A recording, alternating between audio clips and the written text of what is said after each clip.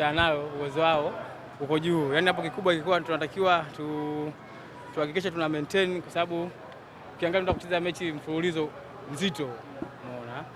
Kwa hiyo tulikuwa tunatakiwa kufanya katika mchezo wa leo ni kuhakikisha tunapata ushindi kwa kadri ambapo tunaweza. Yaani ilikuwa leo sio mechi ya kusema sijui una relax kwa sababu una mechi ngumu mfululizo kama ulivyosema, lakini kikubwa ilikuwa ni kuhakikisha tunashinda na ndio kitu ambacho tumekifanya katika mechi ya leo. Kwenda finali mara ya pili mfululizo, msimu uliopita mlikuwa mabingwa. Hii inawapa alert kwamba mnatakiwa pia kwenda kutetea kombe lenu. Ukizingatia sisi ndio watetezi.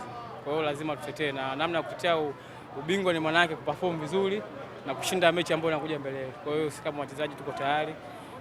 Na nawapongeza wachezaji wenzangu, leo tumeweza kufanya kazi ambayo ilikuwa ni ngumu. Tumeimaliza salama na tupo katika hatua ya finali. Kwa hiyo tunasubiri mechi itakao kuja, tutajipanga na kwa plan za mwalimu tutaona namna ya kufanya ili tuweze kupata ushindi na tuweze kutetea ubingwa wetu. Kwa kipimo cha mechi hii, mpinzani yoyote aje kati ya wale wanaocheza nusu finali kesho, Simba na Mlandege? Sasa ukishafika finali, yoyote anayekuja nakutana naye, haina haja ya kuchagua kwa sababu tushaingiza mguu mmoja. Kwa hiyo haina haja ya kuchagua mtu yoyote. Alafu finali ni finali, haimaanishi kama wacheza timu ndogo au timu kubwa.